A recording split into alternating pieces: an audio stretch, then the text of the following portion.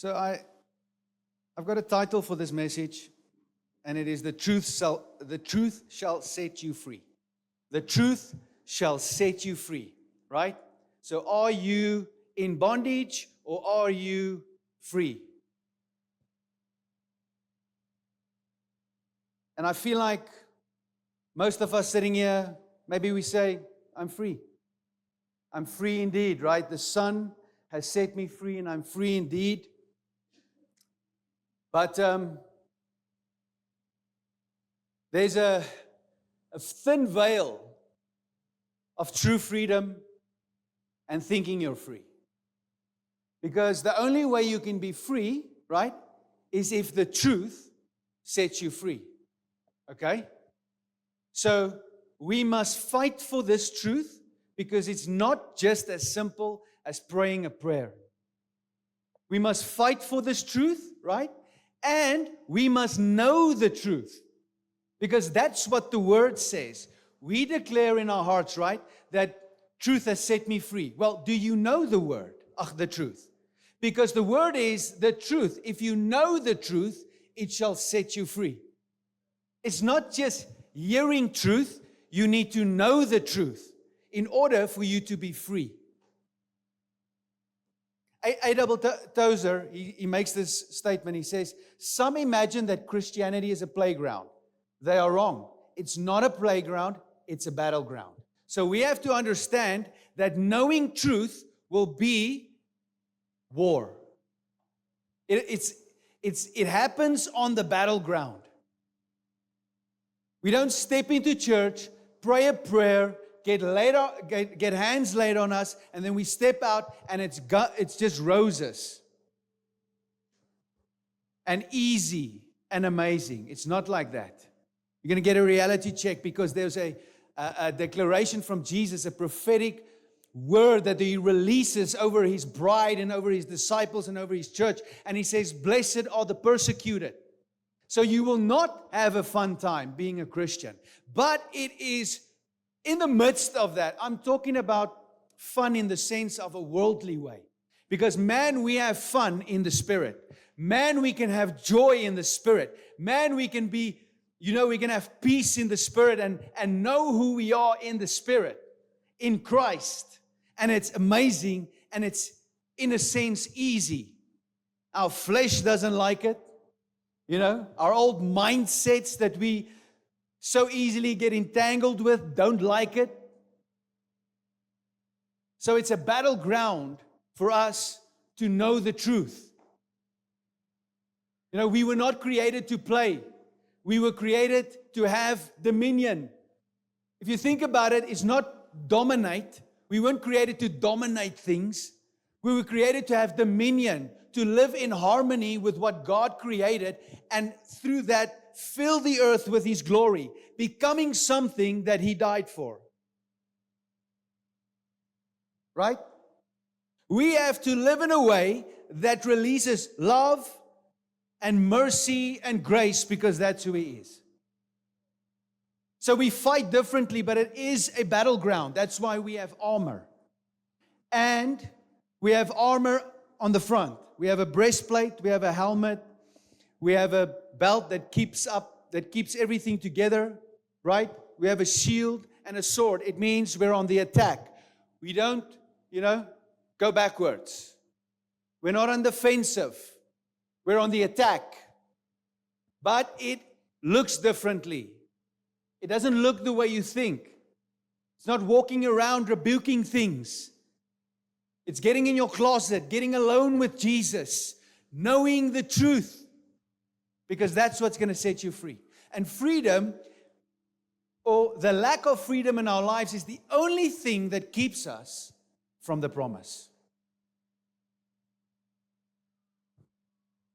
It requires a revelation and knowledge of truth and maturity in the faith. This requires discipleship and humility. This is truth, right? This fight requires a revelation. A revelation is a revealing. Is something is made known to you. Something comes on the inside and you understand it. something that you did not understand before. I want to make it simple so that you can so that you can realize that there is way more things ahead. There's deeper things that you need to delve into so that you can be free. Otherwise, you'll be on a vipplank the rest of your life. Up and down, up and down. Then you're good, then you're bad. Then you're good, then you're in this season, valley. You know, valley season, mountain season. Valley season, mountain season. People say that's how the Christian life is. No, Jesus came and He lifted up the valleys and He made low the mountaintops. Amen? Doesn't mean He's going to make your life easy. It means He's going to put something in you that's going to change you.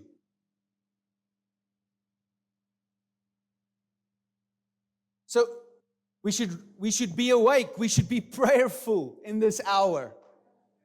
There's a deception in the world that's infiltrating leaders that's been leading for decades in the church. Never mind the people, the Christians, those who have to be equipped to do the work of ministry, you guys, me. We need to not be deceived. We need to know the truth. The same A.W. Tozer makes the statement. He says, what a cheap, across-the-counter, commercial kind of Christianity that says, I was in debt and Jesus came and paid my debt. And that's not false. That's exactly what He did. But what a cheap Christianity that is. Our salvation is 100% free. I don't by any means make a statement that you have to do anything to achieve salvation. It is by Christ and Christ alone. It is by putting your faith in Him. It's grace that saves you, right? Through faith. I'm not saying you have to do anything to achieve that. But what a cheap thing it is to think that is entitled to you. Instead of believing and knowing that it will cost you everything. To be a Christian costs you everything. And you know what? Can I tell you why it costs you everything? Because of our dependency on the world. Because of how the world influences our eyes, our hearts, our ears. How we hear, how we see. We're conformed to this ugly thing, man. And we're not supposed to be conformed to this ugly thing. We're supposed to be conformed into the image of the Son. So there's this thin veil, and I don't want this to be a heavy message. Maybe it comes across very heavy. Maybe it's the hour for a heavy message. I don't know. But I feel like there's this thin veil, right, in the world where we can really just, where grace and sin overlaps. Where grace and sin overlaps. Where we can freely make decisions because we believe we're free, okay? And we can make decisions, and those decisions are okay because we can justify it by what God did. Or by what we do for Him. So we have to be very careful. We have to be very careful in this hour that our eyes, our affections, and our dependency don't drift. Amen. Maybe it's the Bible study that got me fired up. I mean, I was quite fired up on Thursday night, the Bible study.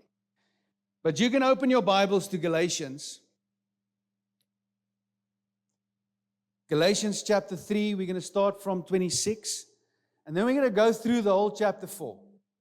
And I want to try and explain something to you.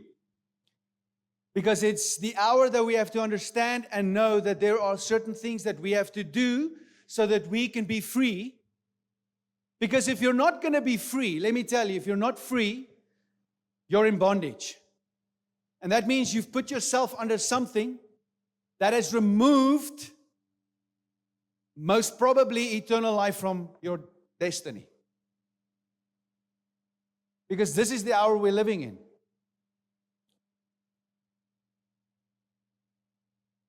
Deception. Not my words, it's Christ's words. And we have to know the truth, to not fall into it. Hallelujah. Thank you, Lord, that you are here. That you will reveal this word to me and to everybody, Lord. So that we can know you, so that we can know the truth, and so that we can be ready to fight, ready to advance, and then fill the earth with your glory. Hallelujah. So in verse 26 of chapter 3 in Galatians, Paul writes and he says, "For you are all sons of God through faith in Jesus Christ." You are all sons of God through faith in Jesus Christ. For as many of you as were baptized into Christ have put on Christ. So if you are born again, and truly you must be born again, right? So if you are born again, it is because you have put your faith in Christ. If you're a son of God, ladies, you're also sons, just like I'm the bride. If you're a son of God, then you, right, have put your faith in Christ, right? And the evidence thereof is that you have put on Christ by being baptized into Christ. Think about that. That is not just a prayer. That is more than a prayer. Just think about it.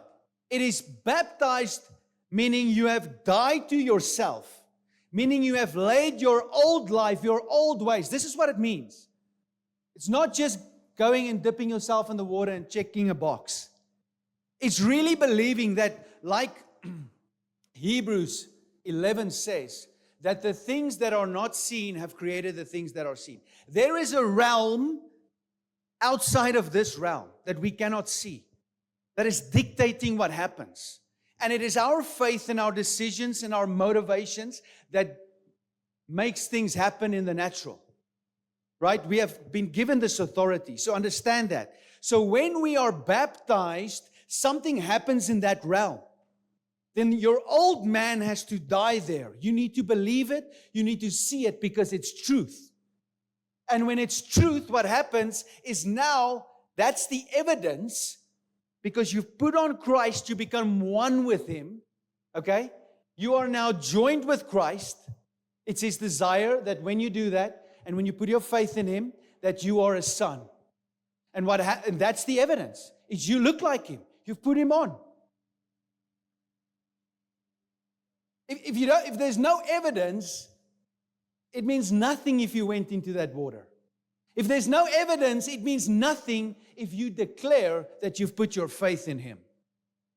How many people put their faith in Christ? Right? For the benefit of themselves. Because I tell you now, these same people Paul is actually speaking of in chapter 4, does the very same thing. They deceive you by making you put your faith in Christ. But actually, it's a very thin veil. You've gone to a place where you've put your faith in yourself. You've put your faith in what you can get from God. You've put your faith in the preacher. You've put your faith in your workplace. You've put your faith in whatever you can get to make it to the top.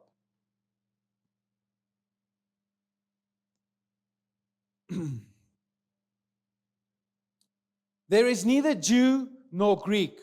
There is neither slave nor free. There is neither male nor female, for you are all one in Christ Jesus. Let me tell you, there is no special people. There's no special people. The Jews, right? God's chosen people, if they don't put their faith in Christ, hell. There's no special people. There's no that they're better than the Gentiles, right? There's no slave nor free, meaning there's no one. I cannot be in a greater stature than the person who's working for me. There's no stature anymore. Yes, there is structure in businesses and the way the world works so that it can actually function correctly and in order. But that doesn't mean that the boss is greater than the one who's cleaning the toilets. In God's eyes, it's not. And we all have to have that perspective. Because if you have the perspective that you're better than someone, then I don't know if you know Christ or if you're one with Him. Because that's what it says. There is neither male nor female. There's no superior gender. There's no, the man is greater than the woman, and the woman is, no, in these days, the woman is greater than the man. They can also play rugby with us. They can't. No. Jesus is the great equalizer. He came and He equalized everything. And He said there's a different way that you need to see. There's a different way that you need to perceive and live from. We cannot live from the selfish place. Lord, help me in my selfishness. That's what I pray. I don't want to be selfish anymore. I don't want to be lazy anymore. I don't want to, I don't want to live for myself. What's the reward? Let me tell you what's the reward if you live for yourself. Everything you get in this life, whether you have all the cars, all the houses, all the things that you dream of, work hard for, blood, sweat, and tears. When you get it, everything, right? You live for that for yourself. Né? When you get that, everything, that's your reward. Maybe you say, I'm happy with that. Well, let me tell you, that reward burns. When Christ comes, it burns. And then those who have put their value on Him and who do not live for themselves, they have put their faith in Christ, and now they have stored up for themselves eternal rewards, so that when Christ comes, nothing can burn. It just goes through the fire, and it's purified, and it is a great crown. So Christ is the great equalizer. Amen? Hallelujah. And if you are Christ's, then you are Abraham's seed. Verse 29. And if you are Christ's, then you are Abraham's seed and heirs according to the promise. And you are heirs according to the... Now here we go. Everybody's like, you see, if we're in Christ, we are heirs. We can receive these promises that God has promised. I don't read it like that. Maybe people will say I'm a heretic. I don't read it like... I read there's a promise. And you know who's the promise? The seed is the promise. The seed is the promise. We want to make all these things, these nice things in life, our promise. We want to say we're in Christ and we're working and we're in this place of entitlement. We need to get these. Listen, I'm gonna soften it up soon. Don't worry. You're sitting here thinking, we can't get anything, Lord. Just chill. Just go with me. I'm busy with the primary things. The promise is the seed, right? So, if we are in Christ, then you are Abraham's seed. You're one with Christ, just as He said. And then we are heirs. We are those who will steward and who will look after that which the Father has left for us, according to Christ, because He's the promise. According to the promise. So whatever God leaves for you, whatever God has for you, you need to steward that. You need to look after that according to Christ. Not according to the Lambo and the double-story house and the beach house and the this and the that and the Gucci's and the whatever. Those are not the promise. A fat bank account's not the promise. Man, if you step into inheritance and the Lord trusts you with a fat bank account and your eye is single and you can see, okay, Lord, this is for your kingdom.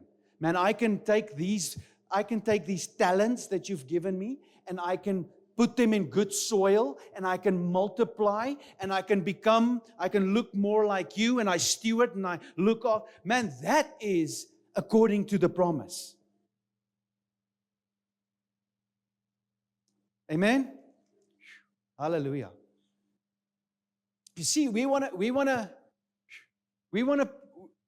put ourselves in a place where we live entitled.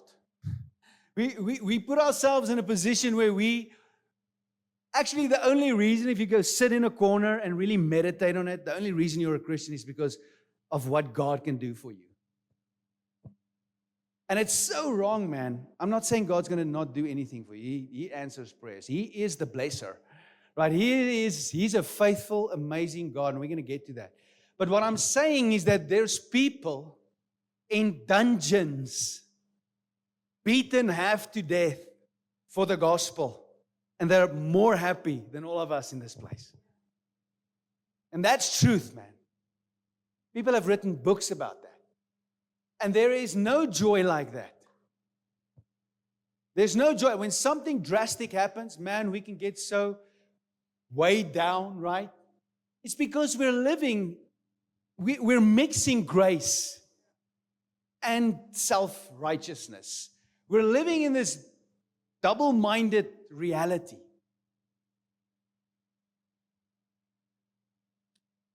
The gospel is not so that you can get whatever you want. That's not what the gospel is about, right? The gospel is so that God can get what He paid for. That's what the gospel is. God can get what He paid for, not what we want. And we don't know what He paid for.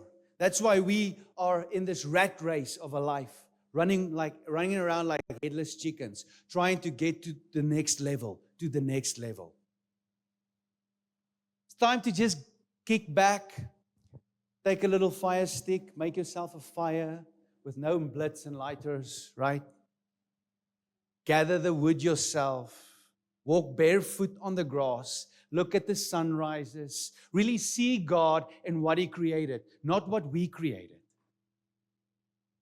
And I understand that God gives us the intelligence and the wisdom, and He gives us the abilities, right, to create wealth, to create things, to better our lives, or whatever the case may be. But I think we've so prostituted that divine wisdom from God that we've created things that made us worse.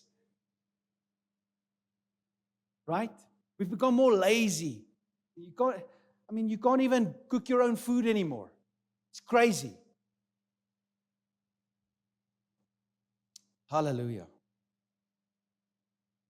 Chapter 4, verse 1. Now I say that the heir, as long as he is a child, does not differ at all from the slave, though he is master of all, but is under guardians and stewards until the appointed time by the Father, right?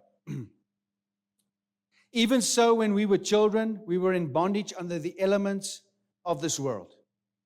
So Father means coming forth from. So we are all children because we all came from God, right? Whether you believe in Christ or not, you are a child of God because He created you. He's the source of life.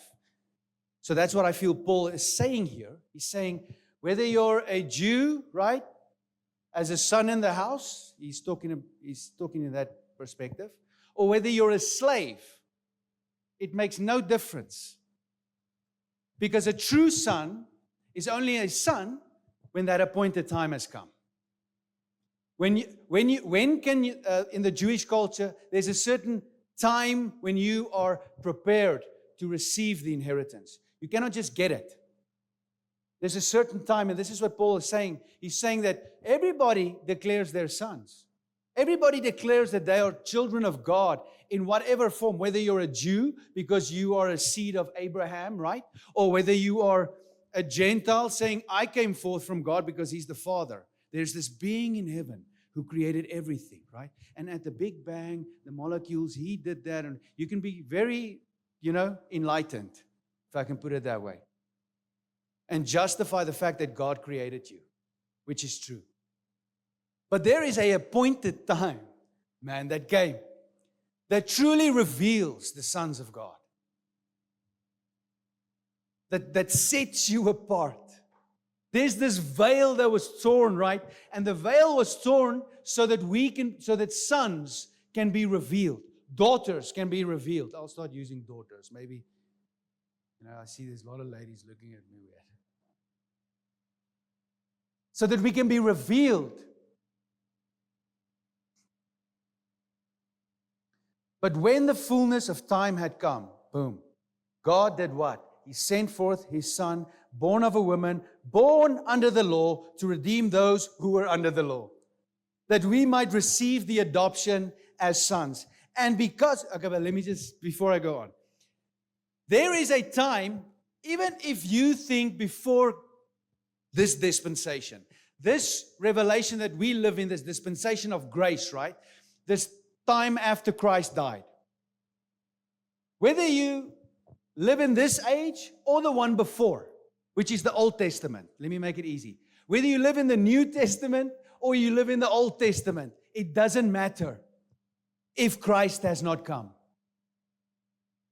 If Christ has not come, if you don't know the truth, if you don't see the truth, you'll be that son who's not eligible for or to be an heir. Do you understand? So this perfect time has come. Christ has come, born of a woman, born under the law, because there's this bondage, this revelation of bondage in the world. We live for ourselves. We live for these rules. We've got these steps. We do things for God, whatever the case may be, wherever you put yourself in, whether you're a heathen or a Jew or someone who's just following religious, steps to appease God. It doesn't matter. If the appointed time has not come for you, you cannot be a son or a daughter. Even if you live in this dispensation. Because you have to know the truth so that you can be free. And we're going to read it right now. I'm not talking rubbish. I'm talking truth, man. Because I'm just reading the Bible. This is not a 5-step program how to be a Christian. This is me saying, Paul is making a statement. These Christians, and we're going to get to that, they have dwelled away from the truth. They're Christians. He's speaking to Christians. And because you are sons, God has sent forth the Spirit of His Son into your hearts, crying out, Abba, Father. And therefore, you are no longer a slave, but a son. And if a son, then an heir of God through Christ. Right. So if you're a son, if you've put your faith in Christ, if you know the truth, what happens? If you've died to yourself and you're raised back to life, now you've put on Christ, what does God do? He puts His Spirit in you, man. He puts the Spirit of Jesus in you. Paul's making this statement. He says, you cannot change. You cannot go back to these old things. You cannot see differently if you have the Spirit of God in you. How do you get to that point? We have to understand that there's a place we are sealed with His Spirit, man. It's like when I put the ring on my wife's finger. It means that she's no longer available. If I give my life to Christ and He puts His Spirit in me, it means I'm no longer available to any distractions or anything of this world. I belong to Him. That's what it means. That's why He put His Spirit in you. So that in this other realm that we are so ignorant in seeing and knowing and understanding, in this other realm, we are not available.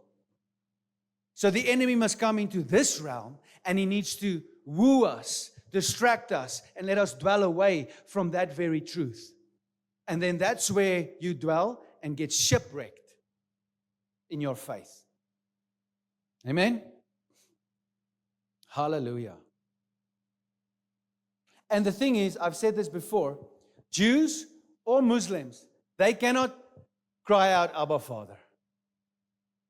They cannot cry out, Abba, Father. See, they'll stone you. It's against their beliefs to call Him Father. The Jews can't even say His name. But we, because He's put His Spirit in us, can cry out, Abba, Father. We can see Him for who He is.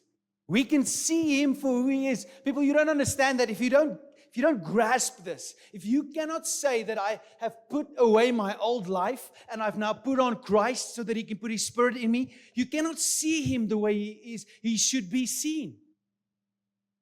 You'll blame Him for stuff. Right? You'll think He's this very frustrated God with you. You cannot see Him rightly if you're not one with Him. If you don't know the truth, you can't be set free. And the purpose of freedom is so that we can see God rightly.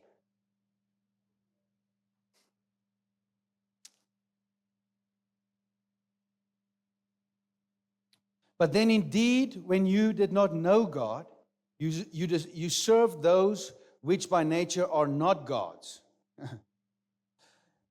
So before we were born again, or let me speak about myself. Before I was born again, I served things that were not gods. But I served them as though they were gods. And then I got born again, and then Paul says, but now, after you know God, you have known God, or rather are known by God, how is it that, okay, so he says, this is the afterwards. Once you're born again, you know God. That's the simple language. I mean, I feel like that's why I'm preaching about this. There's this thin veil where we don't know God, but we're born again. There's many doctrines, many weird theologies, many different dispensations, all of these things out there because we don't know God. And he says, or you are not known by God, which is worse. Because that's the Matthew 7 scripture where he says, depart from me, you workers of iniquity, for I do not know you. Man, and you don't want to be in that space. And Paul's making a statement here to these people that you have fallen back into that place because of deception. And he's highlighting the fact that, listen, it's about Christ. It's not about you. It's not about... We'll get to that now. I'll read through it. I'm not going to camp on that. But it's not about seasons and feasts and all these things. If you keep the feasts, right, of the Jewish feast, man, I think they're amazing. If you decide you want to keep them so that you can delve deeper into the revelation of who Christ is, man, that's amazing. But don't think that that is your justification. Don't think that that is your Savior.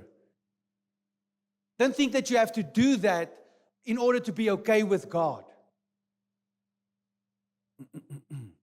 How is it that you turn again to the weak and beggarly elements to which you desire again to be in bondage? You observe days and months and seasons and years. I'm afraid for you, lest I have labored for you in vain. Brethren, I urge you to become like me, for I became like you. You have not injured me at all. You know that because of my physical infirmity, I preach the gospel. So Paul, some say that Paul was stoned, right?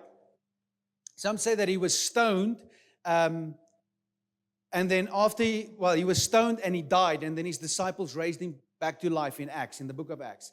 And some say after that he went to Galatia. He went to them.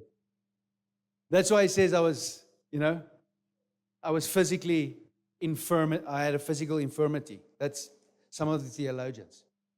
So in that way, he came to them and he preached the true gospel to them, right?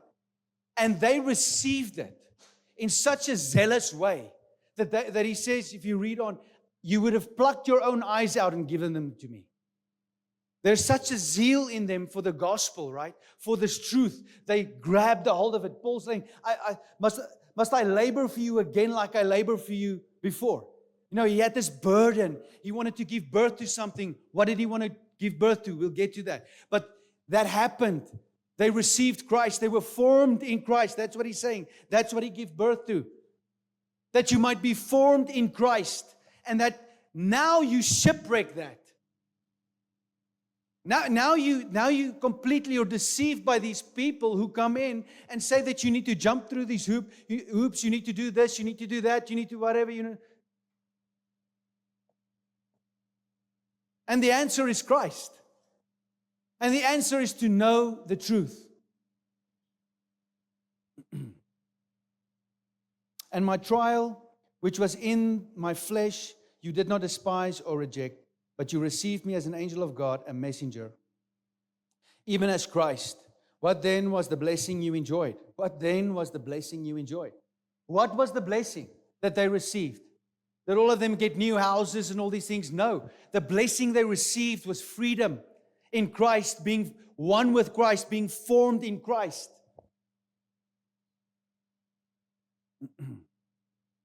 For I bear you witness that if possible, you would have plucked out your own eyes and given them to me.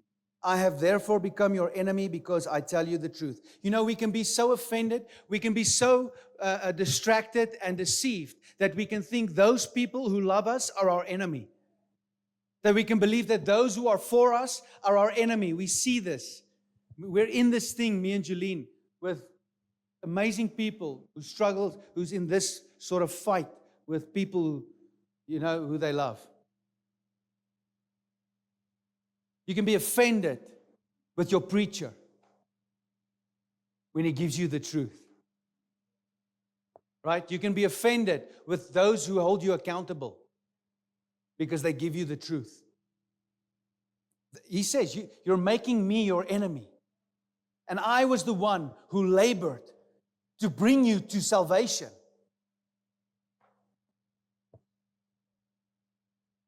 Have I therefore become your enemy because I tell you the truth? They zealously court you. You see, these Judaizers, zealously court you. Listen to the language now. But for no good. Yes, they want to exclude you that you may be zealous for them. You must be careful. And you know what? If you don't have the Spirit that seals you, and you don't have His conviction in your life, okay, and you're not led by Him, you won't be able to discern when people court you. You won't be able. And you'll fall into traps and you'll be further deceived. And if you know this, that's why if we have to make a decision, man, it's going to be a biblical one. I don't care how good the other side sounds. I don't care what it leads to. I'm not going to go that route. Because that one step, that one decision you make, that's not being zealous for Him, but being zealous for that very thing that you can get, that's when deception comes in. And you're led astray, and it will chow you for dinner. My little children, for whom I labored in birth again until Christ is formed in you. He says, I'll labor again. I'm here again. I'm holding you accountable again. There is a truth. You need to get it. You need to be set free by it. You cannot fall back into the bondage, into the deception.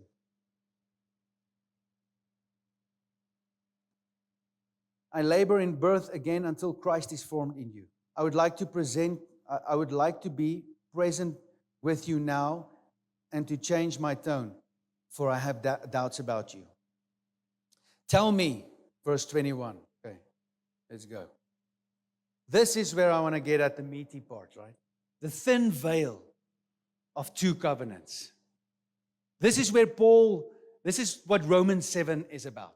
Romans 7 declares that you want to do things that you don't want to do, and you don't do things that you want to do, right? It's that whole, no, you see, Paul also struggled with sin, and Paul this and Paul that. Rubbish. Paul is saying you cannot be married to your old nature and want to marry Christ. It's idolatry. It's adultery, he says. So this again, Paul is bringing two covenants into play and saying that you cannot be under the one covenant and declare you're under the other. You cannot have your one foot in the world and your other one in the holy place. You know what happens when you walk into the holy place not forgiven, not covered by the blood, right? They have to tie pomegranates, empty and bells around your robe, because if you're not covered by the blood, if you didn't do everything correctly, if you're not in that place where you are sanctified and justified, you die. So that's what Paul is saying. There's this thin veil of two covenants. And what we have done is we've overlapped these two covenants. So we live under the law and grace. We do things for God and we feel it justifies the grace He's given us. So we can do whatever we want. That's how we live. And then once that happens, the problem is it feels good and it feels right. But you're deceived because you're zealous for something that's not Christ. And when you're deceived, it leads to destruction. It leads to death. They're going to pull you out. The devil is going to pull you out of the most holy place by that rope that's tied around you. and He's going to put you alongside Him. That's biblical. Tell me, you who desire to be under the law, do you not hear the law? For it is written that Abraham had 2 sons, the one by a bondwoman, the other by a free woman. But he who was of the bondwoman was born according to the flesh, and he of the free woman through promise. Which things are symbolic? For these are 2 covenants, right? He goes into Mount Sinai and then Jerusalem. And the crazy thing is, man, let me read to you. You can live in the Old Covenant. You can live in Mount Sinai. You can live as a Jew. You can live as a Greek or whatever, under the law. There's many people in this world. If you look at the whole Jewish community, Colin can testify this, how wealthy they are, how blessed they are, how amazingly well it goes with it. Man, those people own everything. Right? But does it matter? Because you're in bondage. You're under the law. You are on Mount Sinai. You are Ishmael. Even though God blessed Hagar, when Hagar conceived, right, not had the baby, she conceived the baby, right? Then she fled from Sarah into the desert. And then the Lord came to her and He said, go back. Go back to Sarah. You need to serve your mistress. Right? But I'll bless you because you've birthed a son, right? Man, you can birth things from God and it can be a blessing, but it's not the promise. It doesn't lead to eternal life. That's crazy. Think about it.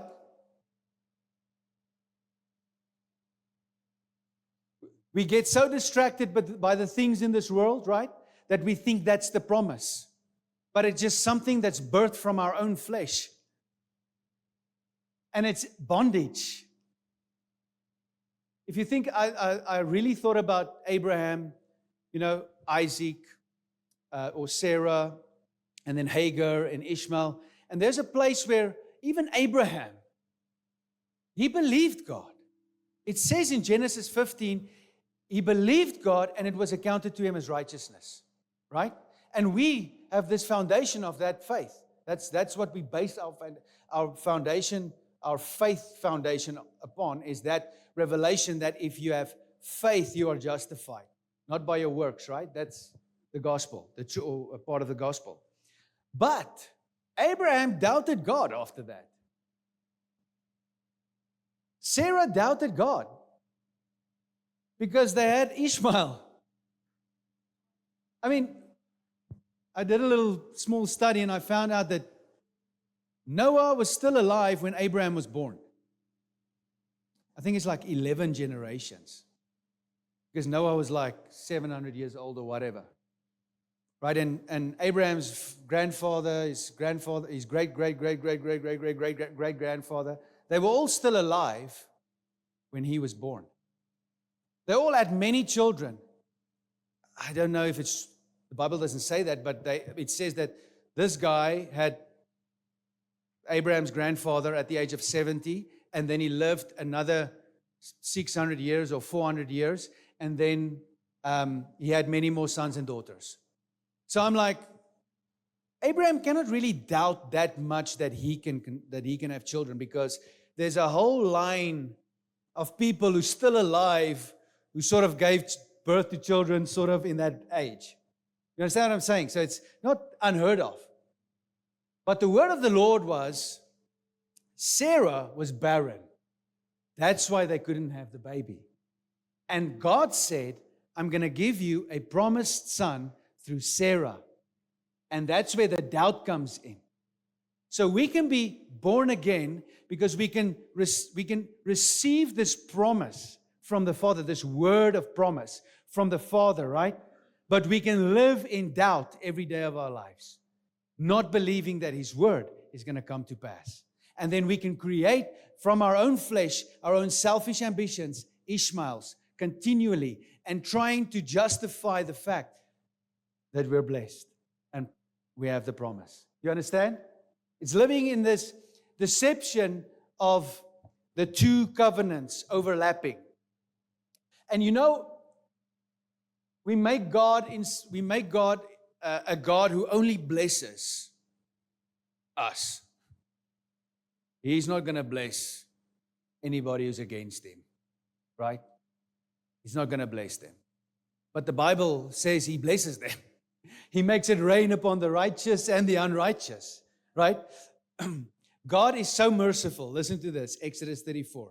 He says, so he cut 2 tablets of stone like the first ones, right? This is the second time Moses went up on the mountain. Then Moses rose up early in the morning and went up on Mount Sinai. This is the covenant that he's talking about in Galatians. As the Lord had commanded him, and took in his hand the 2 tablets of stone. Now the Lord descended into the cloud and stood with him there, and proclaimed the name of the Lord. And the Lord passed before him and proclaimed, the Lord God, merciful and gracious and long-suffering and abounding in goodness, right? Keeping mercy for thousands, forgiving iniquity and transgressions and sin, by no means clearing the guilty, but visiting the iniquity of the fathers upon the children and the children's children to the 3rd and 4th generation. That is, if you're found in that place, there is a reality. But what stood out for me is God passes before him and declares to him who he is. So don't be deceived if you're living a good life and thinking God is for you. You have to know the truth. It's the only way you'll be free. It's the only way you won't be in bondage. Amen? Hallelujah. The Lord still blesses even under the law, which leads to condemnation and bondage. Because the law is the covenant of condemnation, right?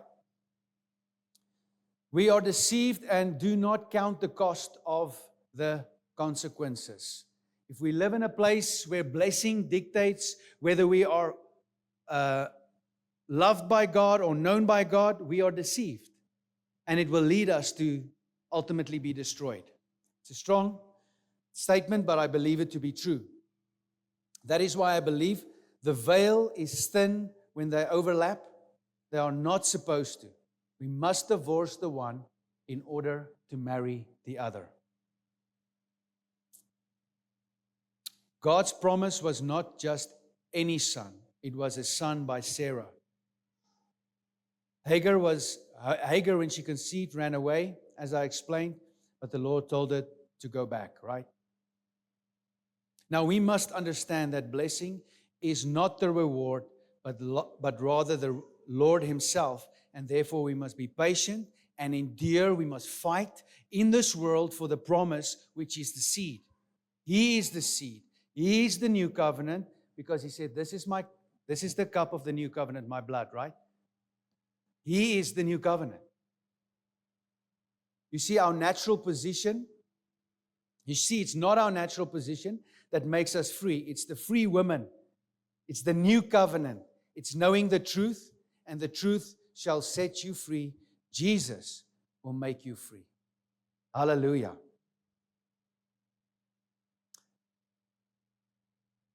For this, Hagar is Mount Sinai in Arabia, just as I explained, and corresponds to Jerusalem, which now is and is in bondage with her children.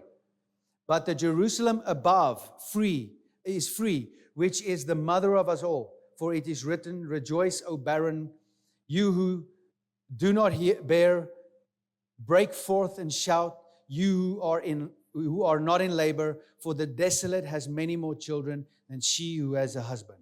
It's a prophetic word that came to pass. Now we, brethren, as Isaac was, are children of promise. As Isaac was, are children of promise. We are not in both covenants. We are divorced of the one. We are free because the truth, knowing that God sent his Son so that we can receive his Spirit, be sealed by him, right? To know him and be known by him. Now we are sons as Isaac.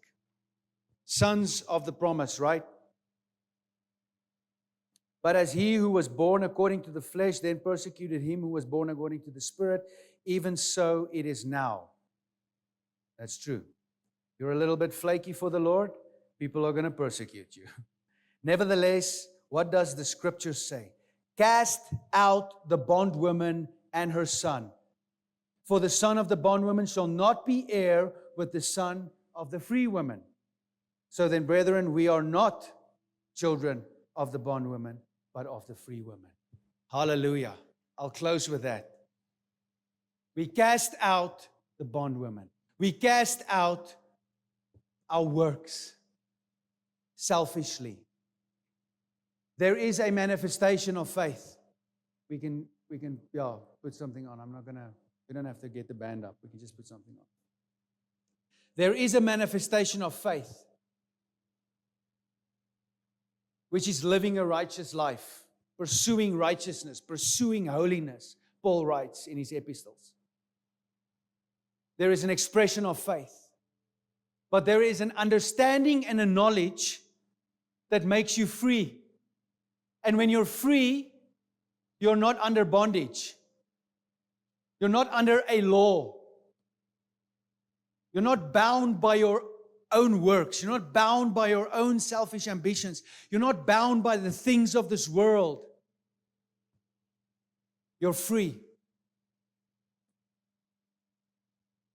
And it's only knowing Christ that makes you free.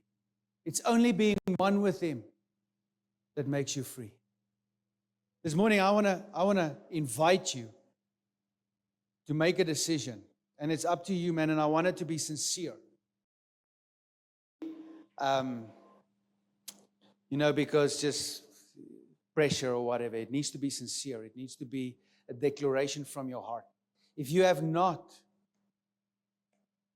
divorced the old woman, if you have not surrendered your life to Christ, if you have not given yourself to Him fully so that He can put His Spirit in you, and there's evidence, if you've not done that, then I want you to just come and let us pray for you. I want you to make a declaration. We don't have to do it now in front. We'll end the service. Then I'll pray for you on the side. I'll get Dries, and I'll get, if there's ladies, we'll get some of the ladies. I'll get Colin to come. And we're going to declare, as pastors of this house, we're going to lay our hands on you, and we're going to have faith, right, that your declaration is going to lead you to know the truth. And once that happens, man, I'm excited because God is going to seal you with His Spirit. And the expression of that will just be heavenly fruit. Amen? So don't be, again, I'm going to say just like this morning, be courageous. If you feel in your heart there's a small voice saying, you need to let them pray for you. Come, let us pray for you. I promise you, your life will change. You will not be in bondage anymore. You'll be free. Amen? Sorry, maybe it was a little heavy this morning. But I feel that for my life. I feel like me and Jeline spoken about it. We need to get back. We need to cut back. Jesus needs to be the center. We sing that song so many times on a Sunday. Jesus needs to be all. And we're so easily distracted. We're so easily, we dwell off the path that He has for us. And we need to get back. Amen?